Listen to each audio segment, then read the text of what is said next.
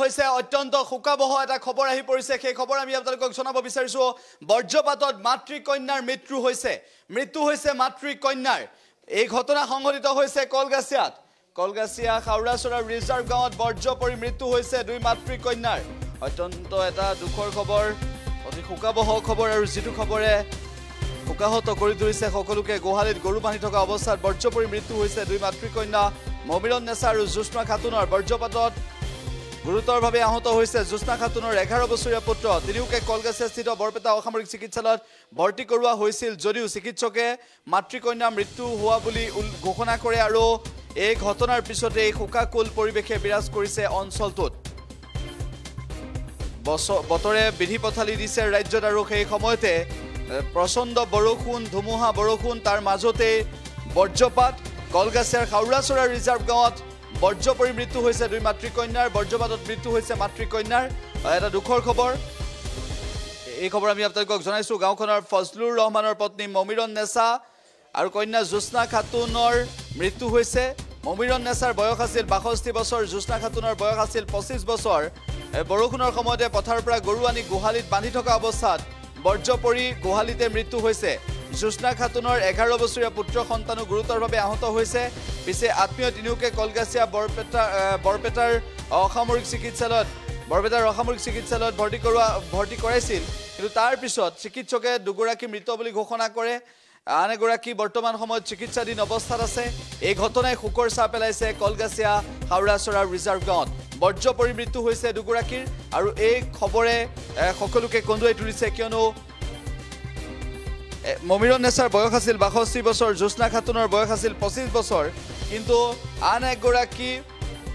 যুৱকো মৃত্যু হৈছে এই ঘটনাত আৰু এই ঘটনাৰ পিছতেই স্থানীয় লোকে এই ঘটনাক লৈ শোক প্ৰকাশ কৰিছে আৰু এই ঘটনাৰ পিছতে কোনে কি মন্তব্য কৰিছে কেনেদৰে কি ঘটনাটো সংঘটিত হ'বলৈ পালে সেয়া আমি আপোনালোকক শুনাব বিচাৰিছো বৰ্জ্য পৰি মৃত্যু হৈছে মাতৃকন্যাৰ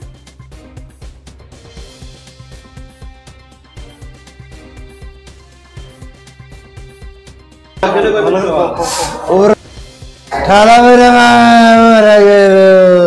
डाड़ा मरता औरत मरी गए डाड़ा मरते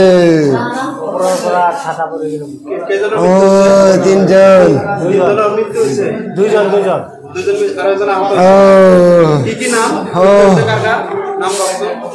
ममिरণ নেছা জোস্না খাতুন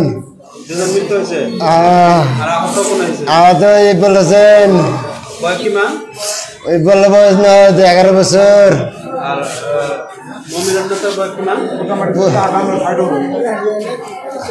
ষাঠি হব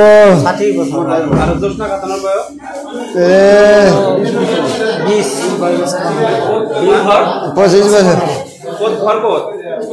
সারা যারা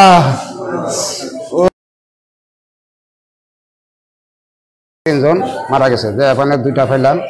মারা দুইজন আমার একটা ভাই বউ বড় ভাই বউ আর একটা হলো বাস্তি আর ছোটটা হলো আমার নাতি মানুষ সারা সারা গায়ে পাথারে মানে বাড়ি করা আছে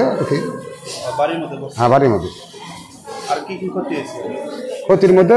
আমি ওইখানে জানি মানে সেখানে থেকে খালি ঘরে দৌড়িয়ে খালি গেছি যাই মানুষ বহুত মানুষ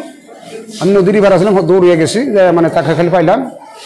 খালি কইলে যে তাড়াতাড়ি আরে নিয়ে যাবেন কলগাছি অ্যাম্বুলেন্স ফোন করছি ঘরত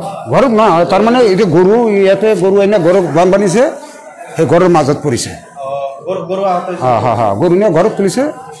এই ঘরত দি বানিছে তাতে পড়ি মানে তালা লেগে নাতিটা মানে খুব সিরিয়াস হয়েছে ফুল লাগেছে গা